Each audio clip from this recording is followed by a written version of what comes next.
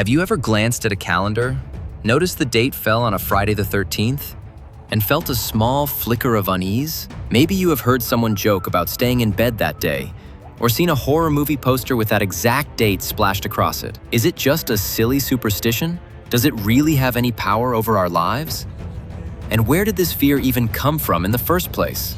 We are exploring the story behind one of the most widely recognized superstitions in the world in this episode of the Lost History of Everyday Things. If you like this episode, please be sure to click the like, subscribe, and notification icons. If you have ideas for future episodes, please leave them in the comments. Friday the 13th is really the combination of two separate fears that eventually merged into one.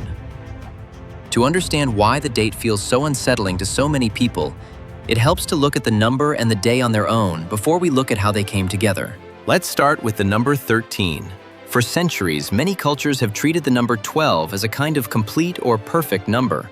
Think about how often it shows up around us. There are 12 months in a year, 12 hours on a clock face, 12 signs of the zodiac, 12 tribes of Israel, and 12 gods of Olympus in Greek mythology.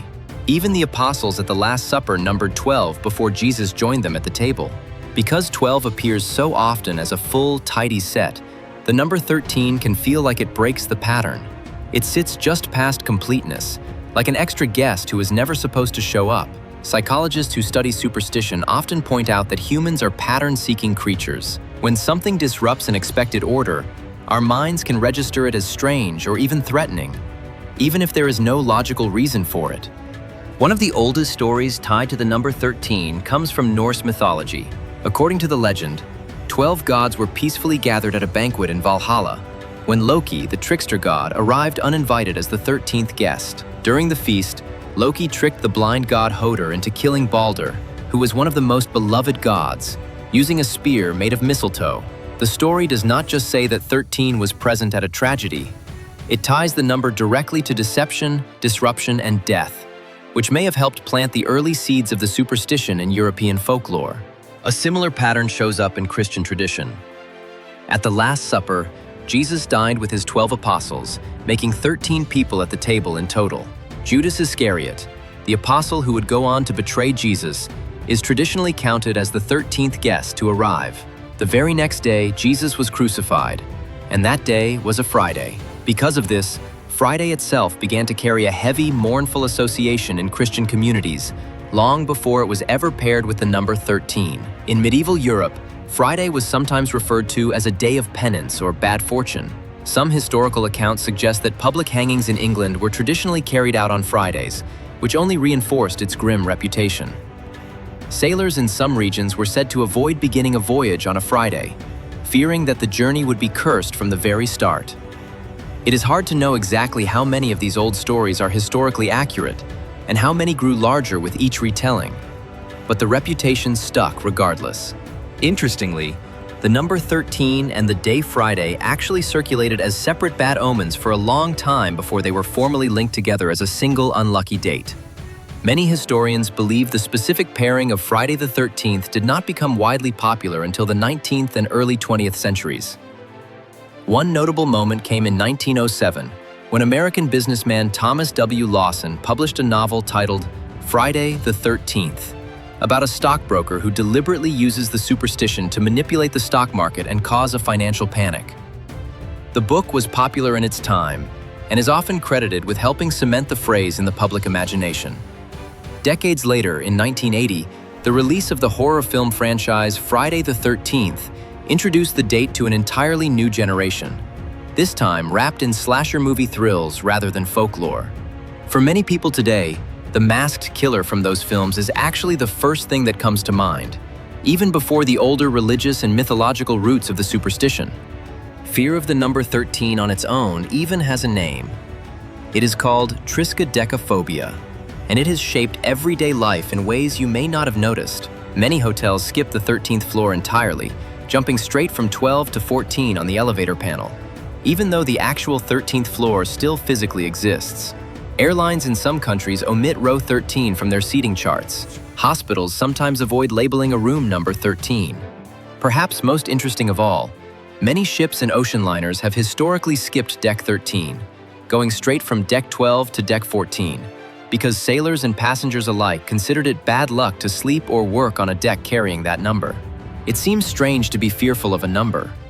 A number cannot cause an accident, cannot sink a ship, and cannot make an elevator malfunction. Yet the belief has been powerful enough that entire buildings, aircraft, and vessels have been designed around avoiding it, simply to make people feel more comfortable. The fear of the specific combination of Friday and the number 13 also has its own scientific-sounding name: paraskevidekatriophobia, taken from the Greek words for Friday and 13. Some researchers who study anxiety and superstition estimate that a noticeable percentage of people report feeling at least mildly uneasy on this date, even if they do not consider themselves superstitious in general. There have even been informal claims over the years that businesses lose money on Friday the 13th because people avoid flying, getting married, closing major deals, or making large purchases that day. Whether or not those specific figures are perfectly accurate, the fact that people plan around the date at all shows just how deeply the superstition has settled into modern culture. It is also worth remembering that this fear is not universal across the world. In Italy, it is actually Friday the 17th that carries the unlucky reputation, not the 13th. This may come from the way the number 17 can be written in Roman numerals as 17, which can be rearranged to spell vixi, a Latin word roughly meaning, "I have lived," often used on ancient tombstones to indicate that someone has died. In Greece and in many Spanish-speaking countries, it is Tuesday the 13th that is viewed as the unlucky date instead of Friday, tied to Tuesday's historical association with Ares, the god of war. Meanwhile, in parts of East Asian culture, the number 13 is not particularly feared at all. In Chinese tradition, the number 4 tends to carry a heavier stigma instead, because the pronunciation of 4 sounds similar to the word for death in Mandarin and Cantonese. This shows that the fear of 13 is not some universal law of nature. It is a cultural story, shaped differently depending on where you grow up and which traditions surround you. Not every tradition views the number 13 negatively either. In Judaism, turning 13 marks a significant and joyful milestone, as it is the age at which a boy traditionally becomes a bar mitzvah, taking on new religious responsibilities within the community. In tarot card readings, the 13th card in the major arcana is the death card, but most modern readers explain that it rarely refers to literal death at all. Instead, it is usually interpreted as a symbol of transformation, endings that make room for new beginnings, and significant change in someone's life.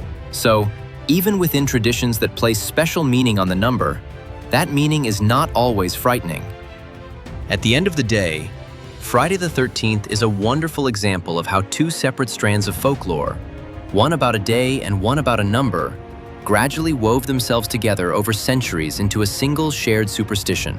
Along the way, mythology, religion, literature, and even Hollywood horror films all added their own layers to the story.